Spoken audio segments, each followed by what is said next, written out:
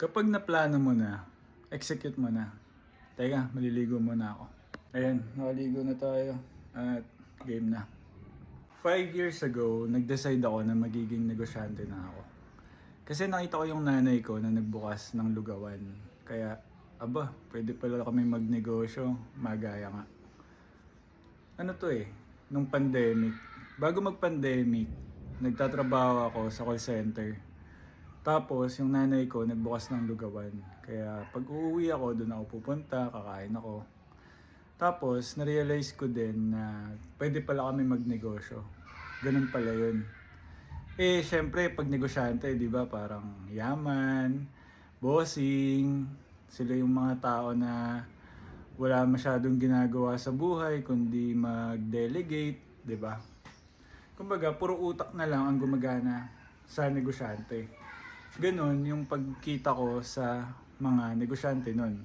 Kaya sabi ko, gusto ko rin nun Parang yun talaga yung sagot para sa masaya at masaganang buhay.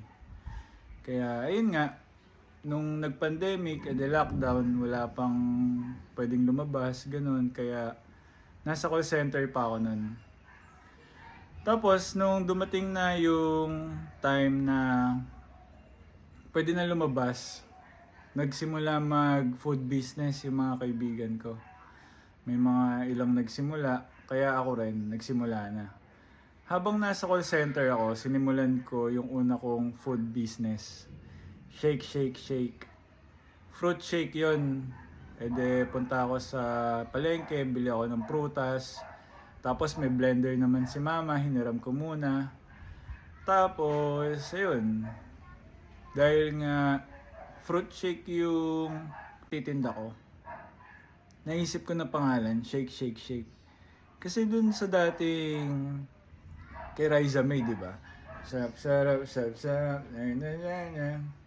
Parang dun ko na, dun ko naisip yun Shake, Shake, Shake. Basta ganun, nakalimutan. Basta ganun. Kaya ako naisip yung pangalan na Shake, Shake, Shake. Kasi cute lang, dali sabihin, nakakatuwa. Kaya yun yung sinabi ko na gusto kong pangalan. At ayun na nga, in-execute ko na. Gawa ng page sa Canva, gawa ng logo. Ito pa nga papakita ko sa inyo yan Ito. Yan. Yan yung shake, shake, shake na sinasabi ko. Diyan ako nagsimula na magnegosyo. Diyan ko natutunan yung paggawa ng page, paglagay ng pangalan, paggawa ng logo, paggawa ng menu, pag-ayos ng pricing, paggawa ng costing, pag-branding, pag-handle ng mga order, tapos yung pag-ayos ng inventory. Kasi yung prutas, di ba, nabubulok. Pag ilang araw, masisira. Sayang yung pera mo. Talo na agad yung pera mo. Ngayon, kaya yan yung una kong entry. Nakita ko kung ano yung mga dapat pag-isipan. At ang dami. Grabe. Pagka ikaw lang talaga yung mag-isa sa negosyo, napakadami mong kailangang intindihin. Nandyan yung, maghanap ka ng mga supplier na mura, paano yung pag-inventory ng mga gamit mo, paano hindi masisira, paano palakasin yung benta, paano, lahat. Lahat ng paano sa negosyo. Dito ko nakita at dito ko nasagot. Dito sa Shake, Shake, Shake, nung mga ilang buwan na, mga isang buwan siguro, na nakikita ko naman tuloy-tuloy yung order, madaming umu-order. Nag-try ako mag-hire ng isang tagaluto, isang taga-deliver. Tapos ako na lang yung taga-sagot ng order sa online. Online lang kasi to Etong lahat ng to na nabuksan ko ng 5 years, puro online lang sinisimulan. Kasi nung tutunan ko kay Arvin Orubia, start with what you have. Kaya yun yung natutunan ko na execution. Kasi sa pagkain naman, magkaroon ka ng pamuhunan na 1 kilo. kaya mo na yung paikutin. Bili ka ng 1 kilo, benta mo yun. Kung naubos, edi bukas, bili ka ulit, benta ulit. Ang importante kasi, mabili yung produkto mo. Yun ang pinaka-importante sa pagnenegosyo. Walang may pake kung 1 bilyong piraso yung tinitinda mo. Kung wala namang interesado, wala rin, hindi ka negosyo. Nag-inventory ka lang. Kasi ang pagnenegosyo ay exchange ng service at ng currency. 'Di ba? 'Yun ang negosyo. Kaya kung walang bumibili sa iyo, baka may mali. Kasi 'yun ang unang dapat na tinatrabaho ng isang negosyo, ang makapagbenta. May magbayad sa produkto o serbisyo mo. Kaya 'yun, dito sa Shake Shake Shake, meron naman kasi magkano lang 50 pesos, 'di ba? May fruit shake ka na, tapos may mga kaibigan naman tayo. Ede aalokin natin sila, tapos pag umorder, popost natin, magpapasalamat tayo para may mga contents. Sayang nga hindi ko ginawa na i-document yung simula nung pagnenegosyo ko. Yun ang yung hihinayang ako. Kaya eto, sa susunod na gagawin ko, i-document ko na talaga. Kaya eto, kinikwento ko muna yung previous 5 years ko para meron akong documentation para makita ko to sa next time at mabalikan. Yun na nga. Nung nag-hire na ako, nakita ko na parang ang liit pala ng tubo, hindi ko pala kayang mag-hire kahit na ang dami-dami ng order. Parang yung 1,000 na bayad dun sa dalawa, sa kanila lang napupunta, minsan palawal pa ako. Parang nagkaroon ako ng bagong idea. Sabi ko, ayoko na itong Shake Shake Shake. Ayoko magtaas ng presyo kasi nakakahiya Sasara ko na lang, iisip na lang ako ng bago na ititinda para hindi ako magtaas ng presyo. Siguro ano lang din, dahil creative ako, nakakaisip ako ng mga bagong menu, bagong brand, bagong ilalabas sa merkado. Siguro ganun lang din talaga. Madami kasi ito Doon sa previous 5 years ko, ang dami ko talagang naisip na brand, na menu, na itinda, puro pagkain. At ako lahat nagtitimpla ng protina nun. Yan na nga. Shake, shake, shake. Nagkaroon ng toasted sandwich. Nagkaroon ng rice in a box. Ayan na. Dumami na yung menu ko dito Tapos, dahil nga naleletan ako sa tubo, nag-isip ako ng iba. Ang sumunod na doon ay Beefylicious. Ito. Rice meal. Dito na yung rice meal. Kasi, naisip ko, yung rice meal, 3 beses tayo kumakain ng kanin Diba? Tayo mga Pinoy. Almusal, tanghalian, hapunan. Kaya baka malakas yung rice meal. Kasi nga, pwede mo siyang matarget na kahit isa lang doon, diba? Meron ka ng consistent na customer. Yung merienda, 1 beses lang ginagawa yun. Which is, ang dami po pang kakompetensya. Yung iba dyan, nagbebenta ng kung ano-anong merienda, dun sila bibili, di ba? Dito, pwede ko silang makuha kahit 1 beses sa buong araw. Kaya yun yung naging logic ko, kaya gusto kong mag rice meal. Etong Beefylicious naman, ang gusto ko na sanang maging concept na ito, puro beef. Para siyang beefy meals on the go. Isa siyang cart na take out lang, tapos puro beef meals, beef caldereta, stir fried beef, beef pares. Nakafocus lang sa beef kasi ang iniisip ko nito, yung beef ang pinaka-healthy na protein. Kaya yun yung naisip ko gawin. Tapos madalang siya ibenta kasi matagal siyang palambutin, madaming proseso. Kaya, ayun. Basta naisip ko lang to Beefylicious in-execute ko, gumawa ako ng logo, gumawa ako ng menu, at binenta ko na. Yan. Yan yung Beefylicious. Diyan ako sumunod. Tapos, ilang linggo, nakaisip na naman ako ng bago. Kasi, pagka walang bumibili, sa negosyo kasi sa una talaga parang babagal yung benta. Ano yan, ang mga naranasan ko, pag open mo, dahil interesado yung mga kaibigan mo na matikman yung produkto mo, order sila. Kaya nakakatuwa.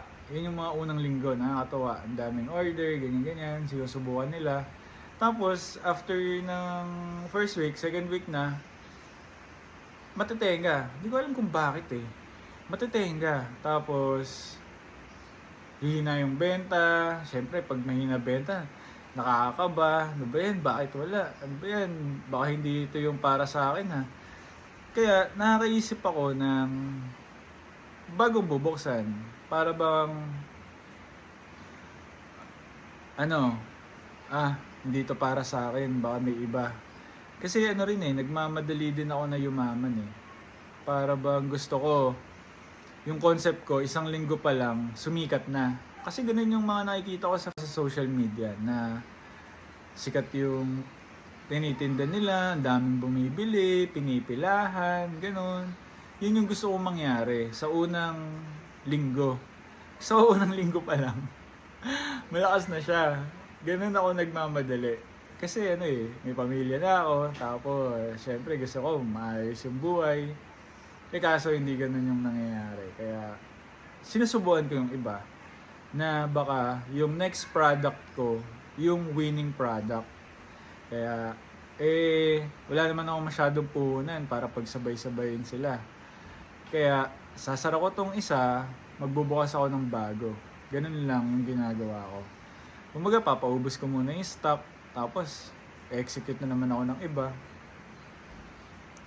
Kaya, ang sumunod naman dito ay pizza wrap. Ito. Pita bread siya. Pita bread talaga siya na ginawa namin pizza. Kasi hindi namin siya ni-roll Di ba yung pita wrap, parang sa twister. Sa amin, hindi namin ni-wrap. Naka-flat lang siya, bilog, tapos may toppings. Ginawa namin pizza. Para siyang thin crust pizza. Crispy siya, tapos malasa yung toppings. Ang dali niya kainin. Ang sarap. Eto, yung mama ko, yung naka-invento nito. Ako na lang yung nag-branding, ako na lang yung nagpangalan, ako na lang gumawa ng menu, ako gumawa ng page para mabenta sa area namin. Eto, patok din to. Talagang daming bumibili na ito. Ang sarap talaga. Pero, yun nga, naburingan ako sa pizza, kaya dinagdagan ko na siya ng mga burger, chicken wings, fries. Etong burger, binili ko lang yung buns. Pero yung patty, ako may gawa. Ako nagtimpla. Pati yung sauce, ako gumawa. Itong chicken wings, chicken poppers, ako rin nag-marinate niyan. Etong fries, from scratch din, bumibili ako ng patatas. Tapos ako ang magpa-process para maging fries. Kaya lahat to homemade. Pero lahat sila may magandang feedback talaga. Ayan tulad niyan. Diba? Napakasarap na pizza. Diba? Yung burger, napakasarap din yan. Tapos, yun na nga. Dahil napakalikot nga ng utak natin at hindi pa sumikat-sikat, ayaw pang magpayaman, nakakaisip na naman tayo ng iba. Pagkatapos na itong grind na to, nung binenta ko na yung isang buong concept ng pizza, burger, chicken wings, chicken poppers, fries, milk tea. After neto, meron kasi kaming bahay sa Pasig, sa Greenwoods. Magandang village yun, puro mayayaman. Kaya sumubok ako doon, pumunta ako doon. Kasi parang naliliitan talaga ako sa tubo Hindi ko siya mataasan dahil nasa market ako na saktuhan lang. Kailangan tamang pricing. Kung tataas ka, hindi rin mabibili. Kahit gaano kasarap yung product mo, kung hindi naman afford ng market mo, hindi rin siya mabibili. Kaya pumunta ako doon sa area kung saan madaming pera yung mga tao. Doon na nga yung sa Greenwoods Executive Village. Tapos, pagdating ko doon, nagtry ako ng mga ihaw. Pero hindi ko tinagalan yung ihaw na yun. Ang hirap palang maggawa ng ganun. Yung pag maglilinis ka ng mga bituka ng manok at baboy, grabe, napakalangaw. Kaya hindi ko nagustuhan yun. Eh, sakto, malapit na yung birthday ko noon. Kaya yung mga stock ko, iniyaw ko na lang para panghanda sa birthday ko. Pero na-try ko din ibenta. Nakabenta naman ako.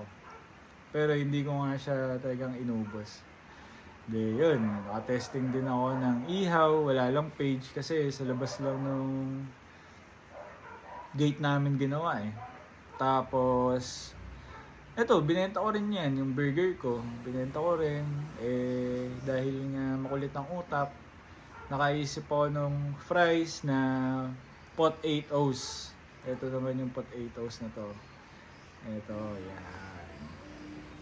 Diba? O, ito mo naman yung address niyan. Cottonwood Corner, Sandalwood, Pasig. Diba? Bagay sa kahit anong trip. Sarap na itong fries na to. Ano to eh, gumawa ako ng 200 kilos. Bumili ako ng 200 kilos na patatas sa Divisoria. Tapos pinrases ko mag-isa. Grabe, napakadami. Tapos, after nun, nung 200 kilos na yun, napagod ako. Kaya nung na-freezer na yung mga yun, hindi na ako ulit nag-process. Ewan ko, biglang parang naumay ako. Gusto ko may ibang gumawa na lang para sa kanya. Kaya yun, eh hindi ko naman afford magtauhan. Ewan ko kung ano nangyari. Basta ganun. Tapos, ayun na. After na itong potatoes, nag-stop ako na magnegosyo. Nag-Valorant naman ako. Nag-try ako doon. Nag-live stream doon. Tagal eh. Wala akong trap ha, binawa ko. Sige, ako na dito sa... Tagal. Ingat, mid. One enemy remaining. Push kay Galoy. Gago, liwanag doon sa loob. Tagal. Kaya yun. Eh, syempre, parang pressured din. Pressured naman talaga eh. Yun naman talaga nagpapakilo sa tao eh. Pressure eh. Kaya, yun. Binenta ko yung PC ko nun. Naglalamove pala ako. Naglalamove ako nun. Tapos, nung na-realize ko na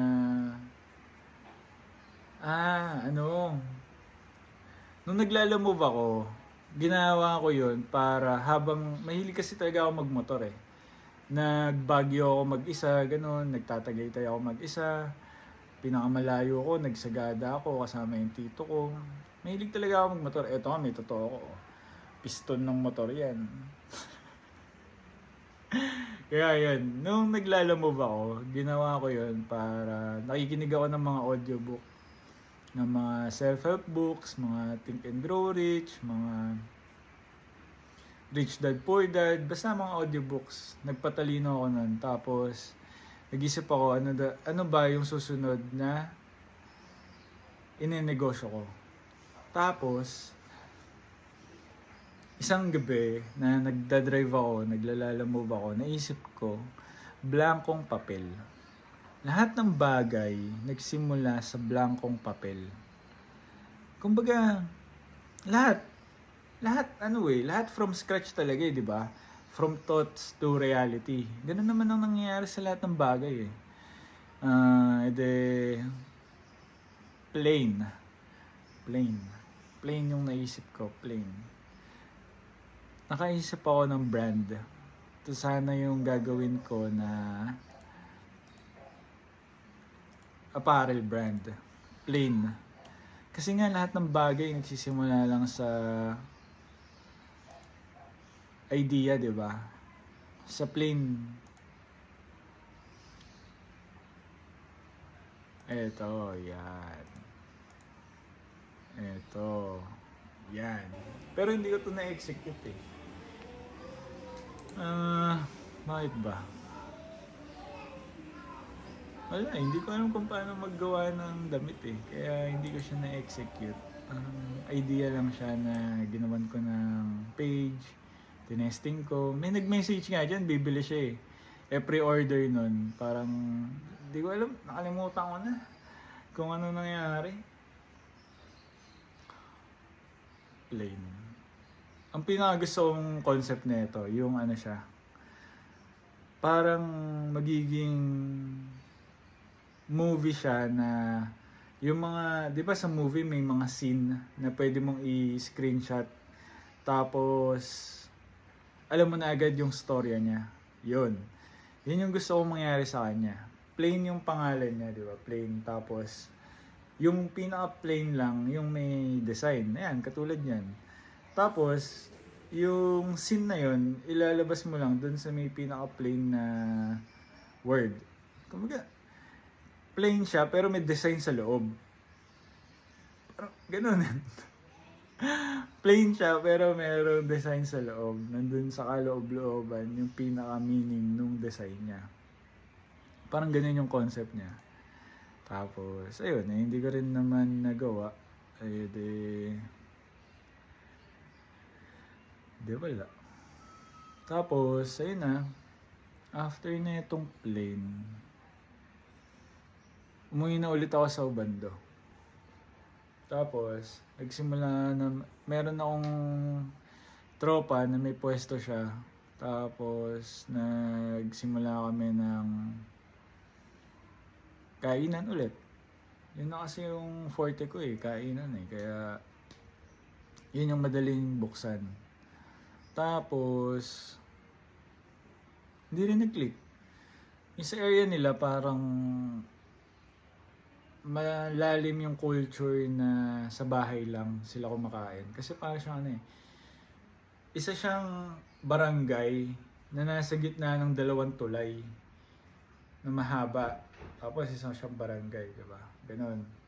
Kaya yun, parang nakasanayan nila na may stock sila sa bahay sila kumakain. Kaya hindi pumatok. Isang buwan lang yun na nakita ko na parang walang future, kaya tinigil ko. Tapos, after nun, naglalamove ulit ako. Oo, naglalamove ulit ako. Tapos, nagtry ako mag-VA. Yun, natanggap ako VA. Kaso, ang sweldo sa akin, $1 per hour. Hindi, nakatamad. Tapos, doon ko na-realize na lahat ng tininda ko masarap. Wala namang, hindi naman ako nalugi eh. Kasi nagsisimula ako ng 1 kilo. Ang lugi, di ba? Parang naglabas ka ng 100,000. Tapos, walang bumalik sa'yo. Or, bumalik lang sa'yo, 80,000. Tapos, wala nang bumili ulit. E lugi ka ng 20,000. Eh yung mga negosyo ko, sisimulan ko yun 1 kilo, 2 kilo. Tapos, nabibili rin, nauubos. Kumbaga, napapaikot ko siya. Pero tinitigil ko nga dahil ang tagal eh. Gusto ko nang maging millionaire. Gusto ko nang maging billionaire. Gusto ko gano'n na yung impact ng negosyo ko. Kumbaga kasi, naranasan ko na magtauhan. Gusto ko na yung na-vision ko nga kasi na yung negosyante, delegate lang ng delegate. Merong gagawa nung production, merong gagawa dun sa store, merong mag-handle ng accounting, ganun. Tapos ako, parang alam ko lang lahat ng information, tapos ako magde-decide kung anong next step. Ano yung vision ko para sa business, 'di ba? Ganun yung navi-vision ko na pagiging negosyante. Pero, sanay ako na ako lahat. Alam ko naman na kailangan ako lahat eh. Sa una. Pero dahil nga tinitigil ko, hindi dumadating dun sa time na nakakapag-delegate na. Kumbaga kasi kailangan yung business mo mismo malakas na at kaya nang magpasweldo para makapag-hire ka na ng mga helper mo, 'di ba? Employees mo. Yun na nga. Nung nagtrabaho ako, na-realize ko na Lahat ng tininda ko masarap.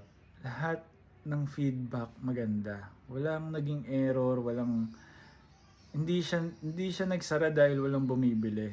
Nagsara siya kasi nakaisip ako ng bagong concept. Yun naman talaga eh. Sobrang creative ko lang siguro talaga na tapos ang naging ideology ko pa is focus. Kasi si Arvin Orubia yung naging mentor ko. Arvin Orubia, search niyo, magaling yan. Si Kasosyo. Siya yung may community na Kasosyong Malupet group. Marami siyang mga personal tips and tricks sa pagnenegosyo.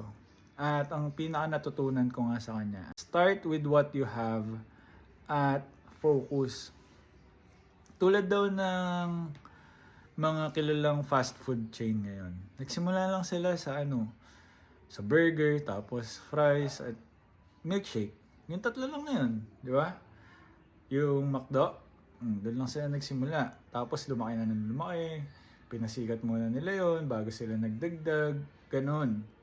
Ganon yung concept na natutunan ko at na-practice ko. Kaya, yung kunwari, yung lamado, tapos sasabihin mo, dadagdagan ko ng pizza. Parang taliwas na siya eh. Kaya hindi ko magawa na idagdag lang siya doon sa brand ko. Ayoko, gusto ko gumawa ng bago na nakafocus. Ganun.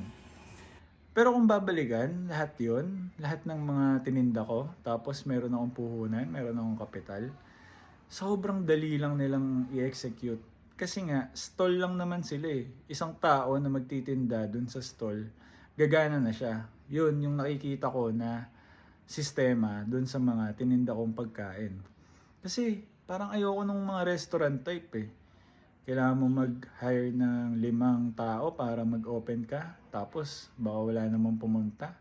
E de talo ka na agad sa 5 tao. Kaya yung sa akin, gusto ko isang stall sa isang area, tapos maraming area na nakakalat. Kumbaga parang mga Angel's Burger, di ba? Ganun. Ganun yung concept ko.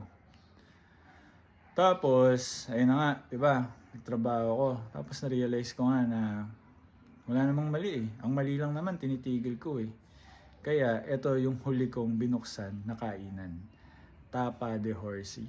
Dito, sinabi ko talaga sa sarili ko na hindi kita titigilan kahit anong mangyari. Kahit walang bumili ng 1 buwan, hindi kita titigilan. Iisipin ko kung paano ka lalakas. Kung anong kailangan kong gawin para lumakas ka. Kaya, eto, tumagal to ng 1 year and 4 months. Nagsimula lang to 4 na kilong tapang kabayo.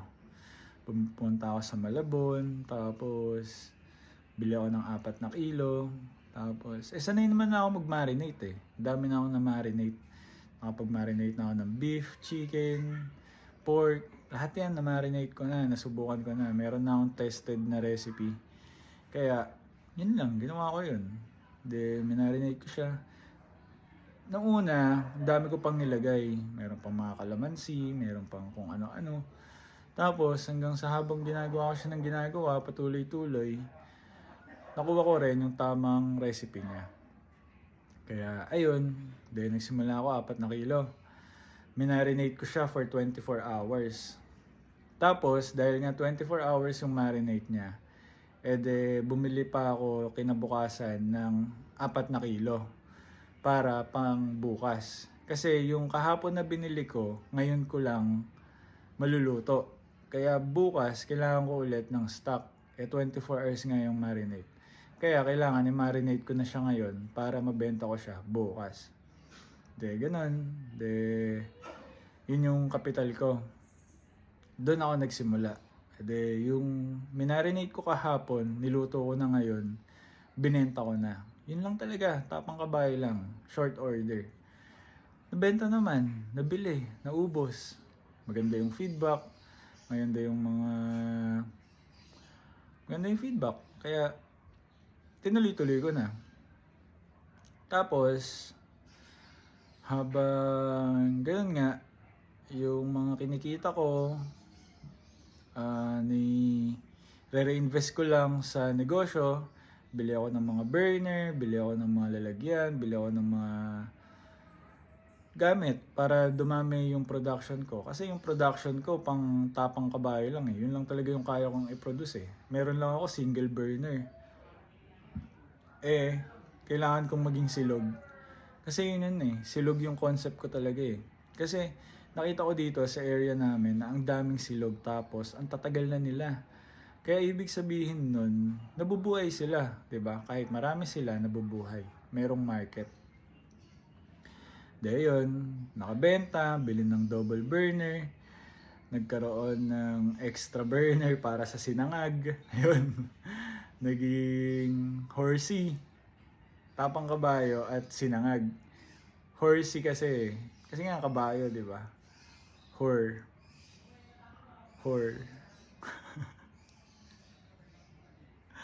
Tapos, ayun na, naging horsey na nga. Then nakaipon na naman, nakabili ako ng bumili ako nung malakas na burner, yung pang mga wok. Pero hindi siya yung pressured, hindi, yung lang, yung mag-isa lang siya tapos mahaba. May bilog dito tapos nakaganon, di ba? Tapos gagawin mo, may malakas siyang apoy. Para yung kanin ko naka-wok. Yun yung gusto ko. Kasi kaya ko rin talaga mag-wok eh. Yung skills ko sa pagluluto, magaling na rin talaga. Maayos na yung knife skills ko, maayos na. Halos kaya ko na kung ituturo mo sa akin, kung anong kailangan mo ituro, kaya ko na. Kaya ko na mag-toast, kaya ko na gumamit ng wok, kaya ko na mag-flip. Magaling na. Yung mga prito-prito, kabisado ko na yung temperature. Di ako natatakot sa tilansik ng mantika. Ayun, kasi nga, sanay na ako eh. Dami ko ba naman ginawa eh. Yung mga toppings nung pizza, di ba? Niluluto ko rin yun. Yung beef nun, yung chicken nun, niluluto ko. Yung patty, marunong ako magluto. Marami. Kaya naging expert na rin ako sa pagluluto. Kaya, ayun, meron na akong 3 na yung burner ko. Kaya nakompleto na yung horsey log. Ganun kabagal yung progress ko. Hindi naman siya mabagal. Kumbaga ganun kababa yung pinagsimulan ko talaga. Yung iba dyan, di ba? Bago makapagbukas ng negosyo, kailangan restaurant na. Yun yung trip nila. Sa akin kasi, mas mahalaga na may bibili ba. Kaya, yun ang priority ko, kung may bibili ba. Yun, naging 3 na nga, naging horsilog na. Tapos, nung mga panahon na to, hindi pa ganun kalakas yung benta rin eh. Meron lang mga ilang araw na malakas, tapos kinabukasan, hina na. Sa katunayan nga, nakuha na ako ng kontador eh. Habang tinatrabaho ko yun, nakuha na ako ng kontador kasi hindi ako makabayad sa kuryente. Kasi pinapaikot ko lang siya doon sa Tapa de Horsey. Tapos, yun, nakuha na ako ng kontador. Saan ako magpo-production? Balik ako kay mama. Doon ako gumawa ng mga paninda ko. Tuloy-tuloy pa din. Wala akong pakialam. Ha? Naputulan? Wala yan. It's part of the journey. Pagtatawanan ko na lang yan pagka lumakas na to. Talagang hindi ako natinag. Sabi ko, kahit anong mangyari, tutuloy lang kita. Yun yung sinabi ko nung una eh. Yung bago ko siya simulan, yun ang sinabi ko. Kahit anong mangyari, tutuloy kita. Kaya yun. Naputulan, tapos di nakakahiya.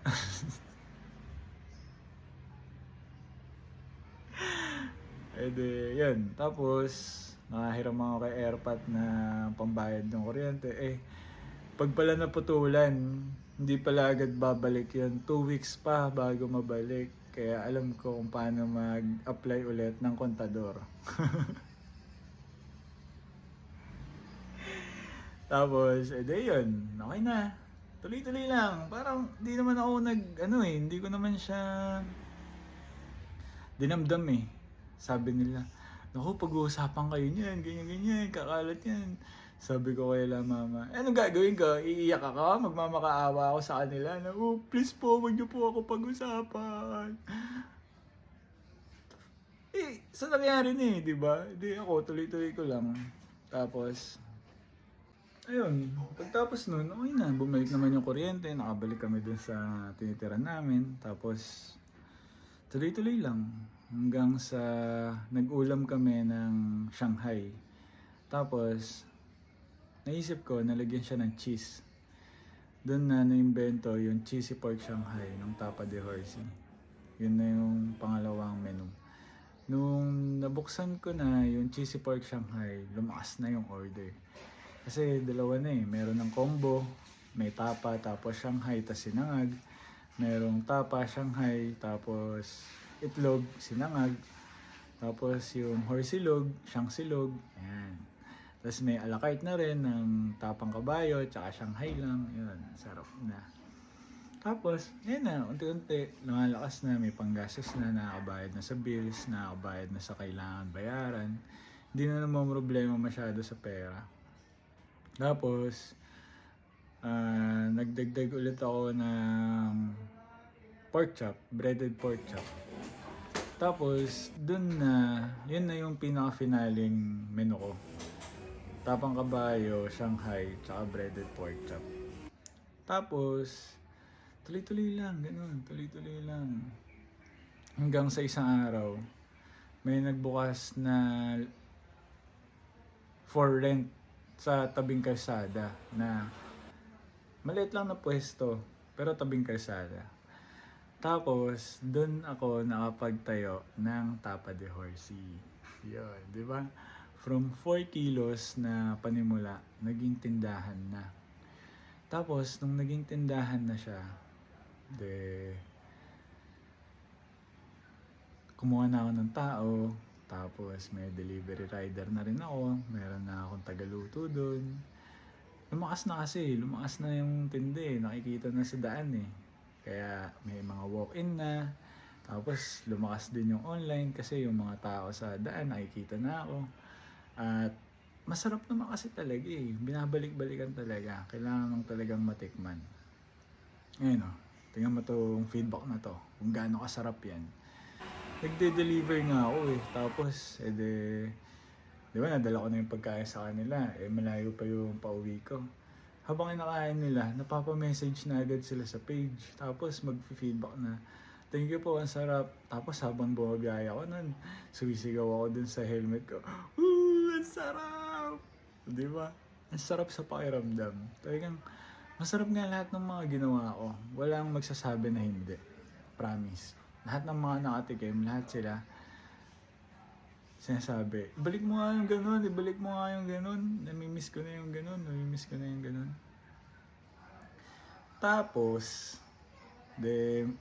parang established na alam ko na kung paano yung mag-handle ng tindahan. Ang pinaplano ko na expansion. Gusto ko nang ikalat yung sistema ko. Kasi gumagana na Lahat ng putahe ko frozen. Kaya ang daling i-transpo.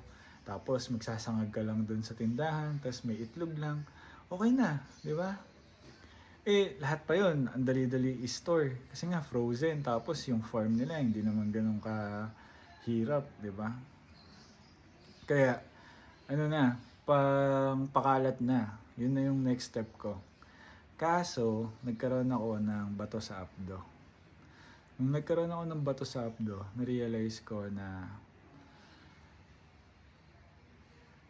mali pala yung mga binibenta ko. Akala ko masarap lang, okay na makabenta, okay na. Tapos, nakonsensya ako. Kasi long-term visionary ako Naisip ko yung from 10 years from now. At yung mga customer ko, halos araw-araw silang umu-order.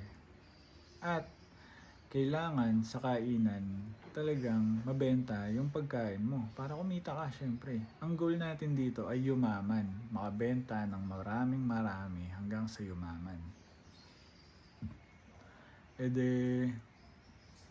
Anong ibig sabihin nun? Kailangan nila bilhin ng bilhin yung tinda ko. At pag bili sila ng bili, magagaya sila sa akin na magkakaroon ng sakit sa abdo, bato sa abdo. Dahil yun sa mamantika, sa chocolate, sa oily foods. Yan ang dahilan bakit nagkakaroon ng bato sa abdo. Kaya, nung na-realize ko yun at hindi kaya ng konsensya ko, unti-unti, nawalan ako ng gana sa kanya. At, nag-isip ako ng, ano ba, mas magandang inegosyo. Negosyante pa rin ako. Iibahin ko lang yung produkto ko. Yung produkto na talagang maganda ang epekto sa tao. Yun lang naman ang may iba eh. Lahat ng sistema na yun, alam ko pa rin yun. Kaya ko pa rin i-apply sa next na inenegosyo ko. Kaya walang nasayang sa kahit na anong ginawa ko from the last 5 years. Eh kung buksan ko nga lahat yun eh, di ba? Oh, pwedeng pwede. Lahat yun, subok na. Kasi lahat yun bayad. Kumbaga, yung feedback nila galing sa taong nagbayad ng produkto ko. Pwede silang magreklamo, pwede silang magbigay ng negative feedback. Pero dahil sa sarap talaga niya, nag-e-effort sila na mag-reply, mag-feedback, na magsabi na ang sarap. Ganon siya kasarap at subok na. Pero dahil nga, nung nagkaroon ako ng bato sa abdo, naging conscious na rin ako sa sarili ko. Dati ang taba ako talaga, 100 kilos ako pre. Ngayon 76 na lang ako. Ano yun in the span of 5 months. Yun, 76 na lang ako ngayon. Timbang ko lang kanina. Naging conscious na rin ako. Tapos, inalagaan ko na yung sarili ko. Nag-research ako ng mga bagay-bagay tungkol sa sarili. Na-realize ko na ang pagkain dapat simple lang. It's a fuel for us to function. Kumbaga sa gasolina, kung pangit yung gasolina na nilalagay mo sa sasakyan mo, pangit din yung magiging takbo niya. Ganon din tayo. Kung pangit yung pinapasok natin sa katawan natin na fuel, pangit din yung magiging function natin. At subok ko na talaga siya. Naranasan ko na puro junk food ang kinakain ko at lahat talaga, puro junk talaga yung nangyayari. Although, oo, sige, nakapag-function ako nun. Pero yung function ko ngayon, sa current state ko, ibang-iba talaga. Yung confidence ko na healthy ako, iba talaga. Yung glow ng mga skin, iba talaga. Eh kung bata pa lang ako, maayos na. Di sana walang bako-bako dyan. Pero that's what, yun ang nangyari eh. Kaya wala na tayong magagawa dun. Kailangan na lang natin ay ayusin yung mga susunod pa na araw at yung ngayon. Kaya, ayun, yun ang nangyari sa 5 years experience ko sa pagnenegosyo. At ngayon, nakita ko na yung winning product. Nakita ko na, naisip ko na plano ko na siya. I-execute na lang. At alam ko na rin na talagang it takes time. Kaya hindi na ako magmamadali, tatrabahuhin ko na lang siya ng buong puso, with pagmamahal, maayos na mindset, diba? Sobrang gagalingan ko na dito sa next na ninegosyo ko. Kasi ang negosyo, it's a lifetime job. Oo, hindi siya ganun kabigat katulad ng mga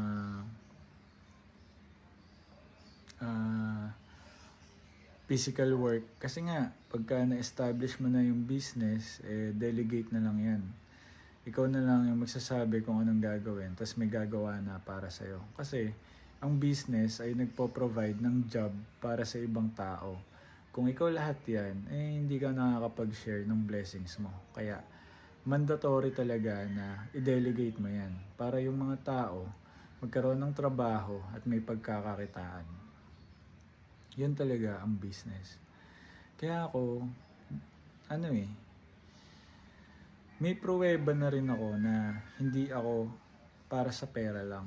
Kasi nga, meron na akong existing na gumaganang negosyo, pero tinigil ko dahil hindi kaya ng konsensya ko.